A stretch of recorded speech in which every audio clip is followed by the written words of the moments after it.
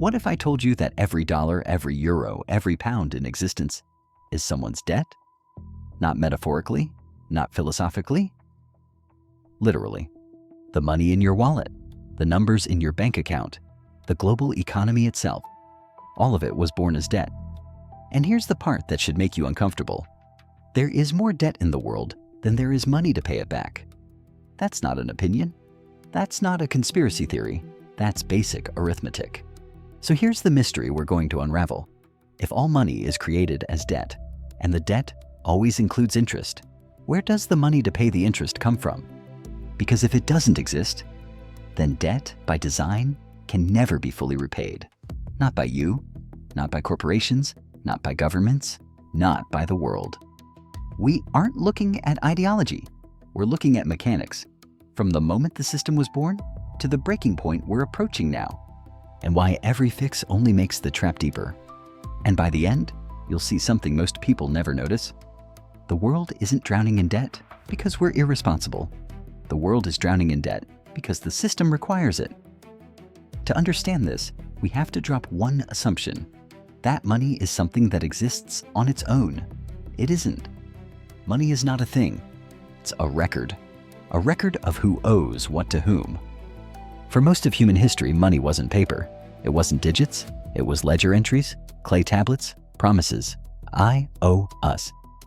Long before coins, people used credit systems. Villagers kept track of who owed grain, livestock, labor.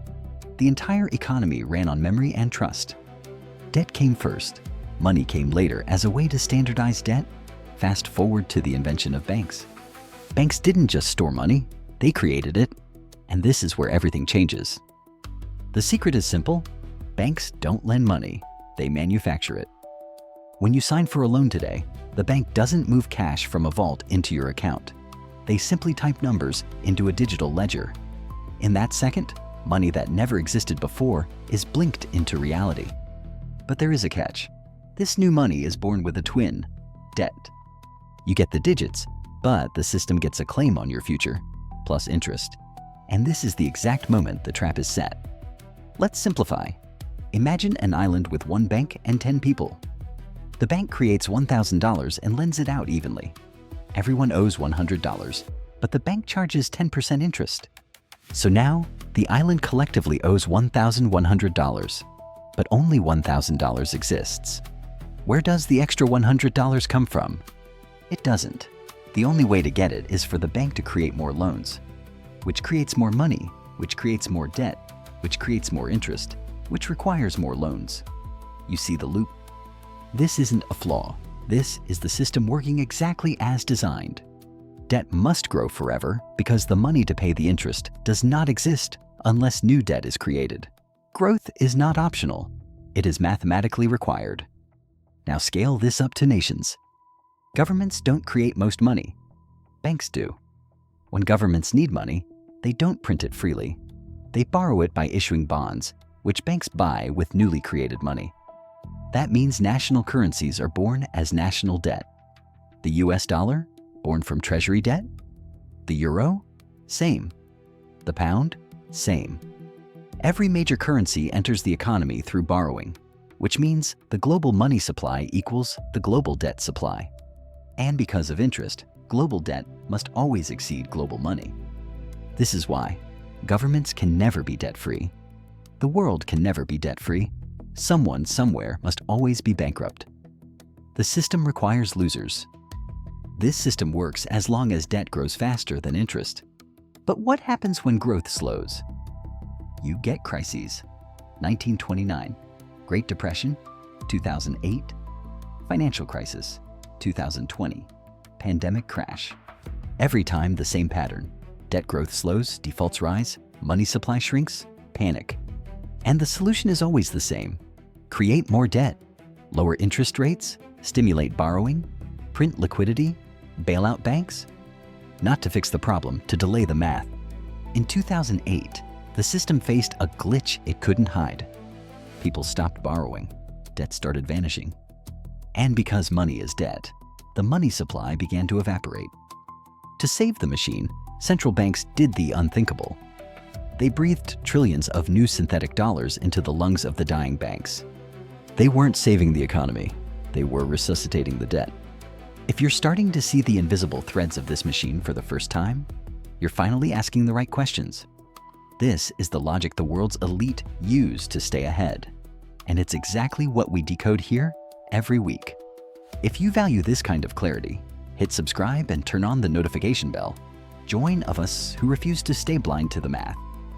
Today, global debt exceeds $300 trillion. Global GDP is around $100 trillion.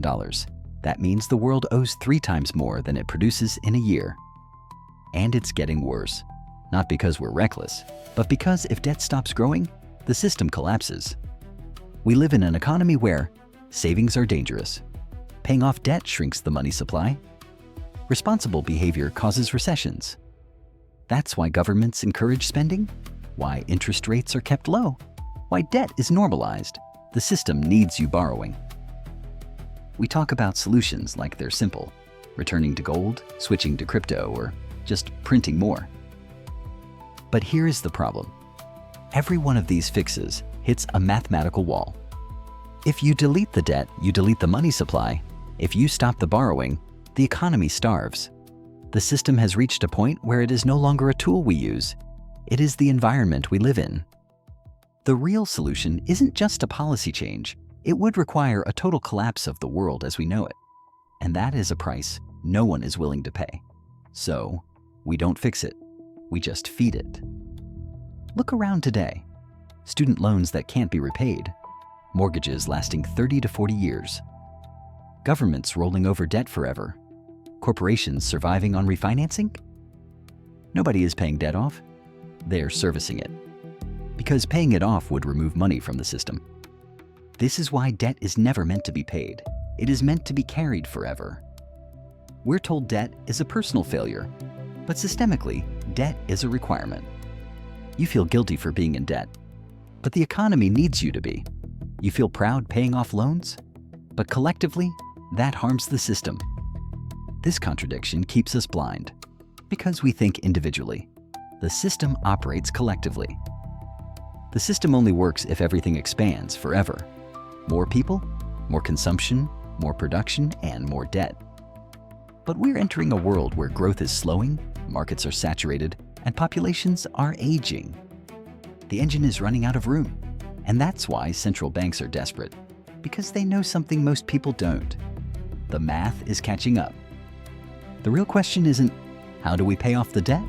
Because we can't. The real question is, what happens when we can no longer grow it? Because that's the moment the world has never faced before, and it's closer than we think. If this changed how you see money, share this video with someone who still thinks debt is just a personal issue. Because it's not. It's the architecture of the modern world, and understanding it might be the most important financial insight you'll ever have.